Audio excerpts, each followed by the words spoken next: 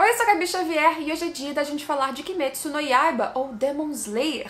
Este mangá, este anime, essa história que tá chegando no seu final e de forma, na minha opinião, primorosa. O que os últimos capítulos revelam, como os personagens estão sendo super bem desenvolvidos e os segredos vão só aparecendo, inclusive sobre a família Kamado, Muzan e muito mais. Vamos falar disso tudo, mas já vai deixando aquele seu like e clicando no link aqui embaixo depois do patrocinador desse vídeo, que é a Crunchyroll, o serviço de stream oficial de animes que você assiste, inclusive Demon Slayer. Clicando no link aqui embaixo, você ainda pode fazer um cadastro e ter acesso premium por 14 dias de graça. Com acesso premium você tem o catálogo inteiro liberado pra você, inclusive os animes que saem em exibição simultânea, simulcast, ou seja, animes da temporada atual que você assiste episódio a episódio logo após sair no Japão, sem nenhum atraso, com legenda já certinha, a melhor facilidade em celular, computador, televisão, tablet, todo dispositivo. Lembrando que a Crunch também tem alguns doramas e um espaço só para mangás, em que você pode ler vários mangás atualizados mensalmente, por exemplo, de forma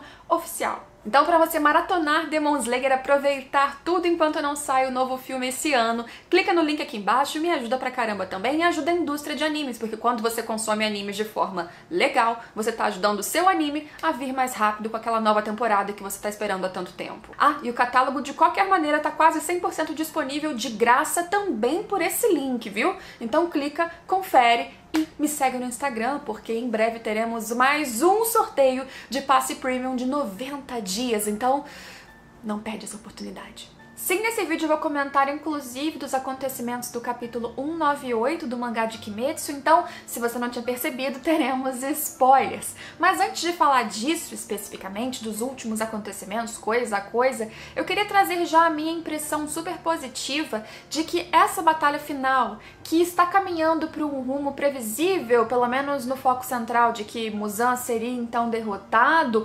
apesar disso, o caminho, as escolhas para chegar nesse ponto não são necessariamente tão clichês, tão previsíveis, tão formato padrão de outras histórias semelhantes. O que geralmente a gente tem nessas histórias quando você tem um vilão muito forte, incomparável com todos os outros do lado dos heróis, mocinhos? A gente tem um crescimento em uma progressão rápida ou lenta para que este herói ou alguns deles consigam se equiparar. Se for sozinho, às vezes a gente tem um caso como, sei lá, Dragon Ball, que um só fica muito overpower, ou se é um grupo, eles vão crescendo juntos e criam um time para derrotar o vilão no fim. Só que isso, além de ser realmente muito padrão, convencional, talvez não traria toda a emoção e densidade e até dor para todos os lados, como está acontecendo na batalha de todos contra Muzan Kibutsuji, ou os que restaram contra Muzan. A batalha contra o Muzan,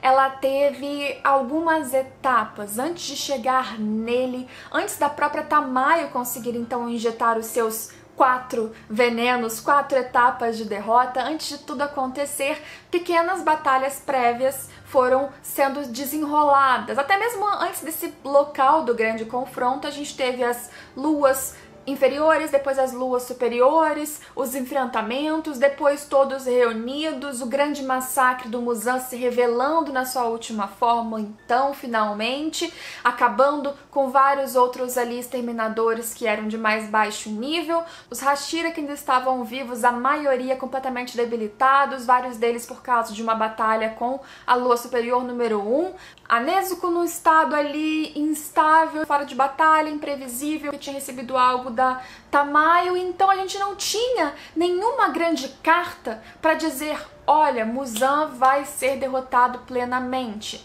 Por isso sim que muitos ficaram incrédulos, dizendo: não, essa batalha não tem como terminar. E aí veio a cartada realmente utilizada, a escolha narrativa, que não é injustificável. Foi construído desde o início da história que Tamayo há muito tempo está trabalhando e pesquisando uma forma de derrotar Muzan.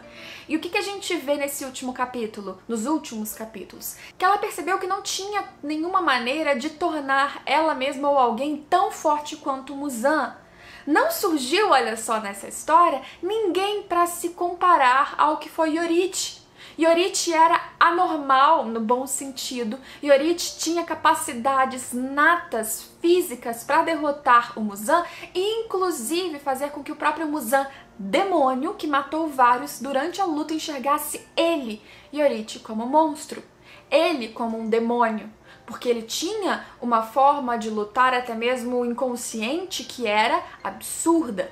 Você pensa, será que em algum momento, então, Tanjiro, que herdou a dança do Deus do Fogo, que vem da respiração do Sol, que era do Iorit, ele vai conseguir chegar, então, nesse estado de luta, de habilidades? Não, isso não aconteceu. Então, o Tanjiro vai conseguir chegar na 13ª forma da respiração, e essa vai ser a fórmula. Mas, não é isso que está acontecendo.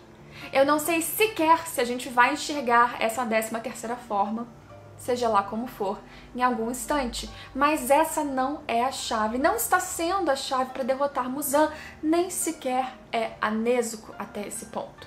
Porque a gente viu que 100% transformado ou não, mas a Nezuko já está mais humana do que demônio. Nela, o que a Tamayo fez funcionou de forma plena e ela está voltando a ser o que o seu irmão queria desde o início, humana, as suas memórias inclusive retornando.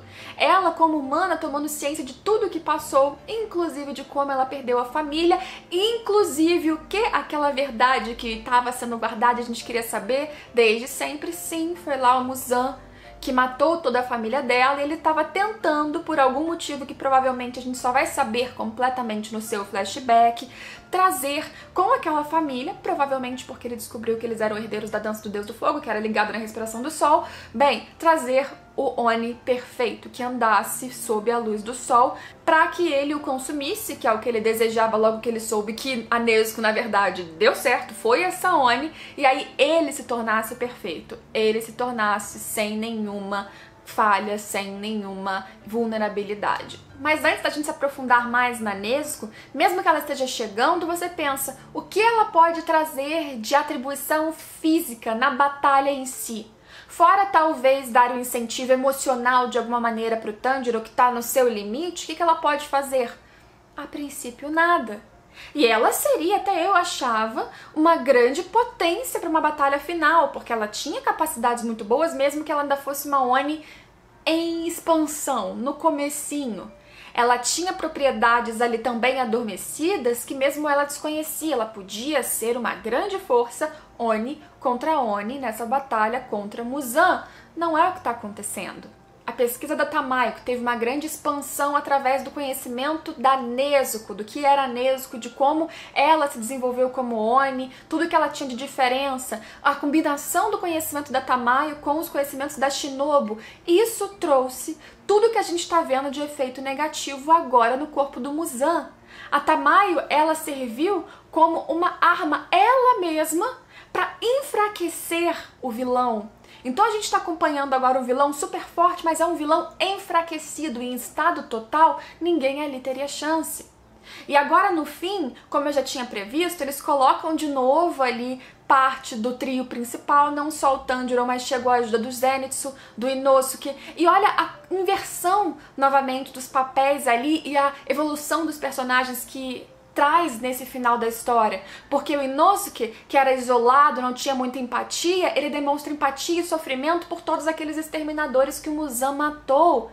Já o Zenitsu, mais covarde, impulsivo, ele tá mais pragmático, mais objetivo, sabendo que eles têm que lutar, sabendo que eles têm que segurar o Muzan ao máximo, sabendo que ele tem que conseguir estar naquela batalha, mesmo que as suas forças estejam falhando. E a sintonia de todos eles é o que faz com que eles pincem literalmente ali, segurem o Muzan até o fim, e todos estão determinados, inclusive Hashiras, os pilares que estão caídos. A gente vê que o último ato desse capítulo 198, caso você não tenha visto, olha só, foi um sacrifício. Se mortal ou não, tá indo pra lá. Provavelmente, porque a gente tem o retorno do Sanemi, que dá uma ajuda nessa luta, a gente tem o retorno da Pilar do Amor, tá lutando ali, dando tudo de si, os outros 3 já estavam no limite, o Muzan, apesar de enfraquecer, de não conseguir mais regenerar, suas células já não mais se multiplicam, ele não consegue quase mover os seus tentáculos da mesma forma, ele conseguiu produzir uma onda de eletricidade que foi mortal, mas ela precisa recarregar, ele não consegue se explodir, ele tá limitadíssimo e o sol tá aparecendo. E aí quem surge mesmo assim para segurá-lo e para impedir que inclusive num golpe mortal ele acabe, por exemplo, com o Tanjiro, Obanai e Guro. Que ele literalmente se joga na frente, o Muzan abocanha a sua cabeça e o Sanemi fala: fiquem assim, a gente precisa segurar o Muzan aqui porque o sol tá surgindo no horizonte, é com o sol surgindo que a gente termina esse capítulo. Se a luta em si mesmo, a derrota do Muzan não vier no 199, talvez ela venha no capítulo 200 já. E aí toda a sua história, flashback, todas as consequências depois dessa luta, mas quem sobreviverá? E olha quantos sacrifícios que isso tudo demandou, que isso tudo exigiu. Para derrotar esse cara, além de várias lutas prévias que já derrotaram Shinobu, Rengoku e tantos outros que a gente gostava, além disso, no embate mesmo, no confronto final com ele, como eu falei, eles abaixaram o nível do Muzan para que ele ficasse num nível suficiente dos pilares restantes machucados, acabados e do próprio Tanjiro, Zenitsu e Inosuke, que cresceram, tanto psicologicamente quanto eu mostrei, quanto também em força, habilidade de luta, mas não o suficiente para ficarem tão overpower. O Tanjiro não tirou um poder do nada, como alguns estavam supondo também, como eu mesma cheguei a imaginar que pudesse acontecer. Não! A história não foi por esse caminho. Todos estão nivelados e na força real que eles estariam nessas condições. A batalha é muito real e por isso ela é mais densa do que eu esperava que ela fosse. Por isso os sacrifícios vão acontecendo, os machucados, as consequências são fortíssimas, porque ao invés de elevar a força, que às vezes isso quando as histórias fazem, elas elevam sem muita explicação, você vê nas batalhas cada vez mais poderes, cada vez mais golpes, coisas lindas, coreografias maravilhosas, mas às vezes não se explica, não se justifica, perde um pouco da verossimilhança, da realidade dentro do contexto da própria história. Kimetsu não tá apostando nisso.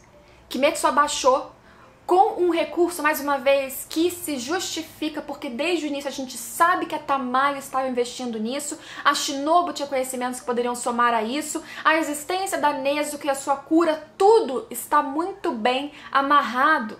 Kimetsu está caminhando, olha só, tomara que realmente termine dessa maneira, porque está caminhando para um final muito melhor do que eu imaginava. Uma história que se intensificou e se justificou, e dependendo do que ela mostrar, inclusive do seu vilão e do seu passado, pode ainda finalizar com coisas que nós não imaginamos. Um vilão que foi se construindo aos pouquinhos. Um vilão que ele era apenas quase onisciente, porque era muito citado, ele era muito... produzia medo nos outros, ele produzia medo nos próprios demônios transformados por ele, e de repente ele vai aparecendo mais, até que ele mostra a sua força só no fim. E quando ele vai mostrar a força só no fim, ele sofre uma brusca queda. E com essa brusca queda, ainda assim é assustador, mas assim a batalha verdadeira pode acontecer e ela ainda é imprevisível. Eu acredito que ele vai morrer, mas quantos mais morrerão até isso acontecer? Quando a gente achava que ele não tinha mais o que fazer, Muzan ainda tirou uma onda elétrica, mais uma cartada. O que um monstro acuado, com o sol aparecendo lá no horizonte, pode fazer agora? O que ele vai tentar de desespero, porque a gente sabe que o maior medo do Muzan, antes de ser demônio, era a morte. O que ele mais tinha repúdio era a sua fraqueza do seu próprio corpo. E agora, que ele pode finalmente se considerar mortal, morrer, sumir e perecer diante da sua fraqueza. O que ele pode fazer no desespero? O que ele tem para mostrar? E o Tanjiro tá ali, enfraquecido.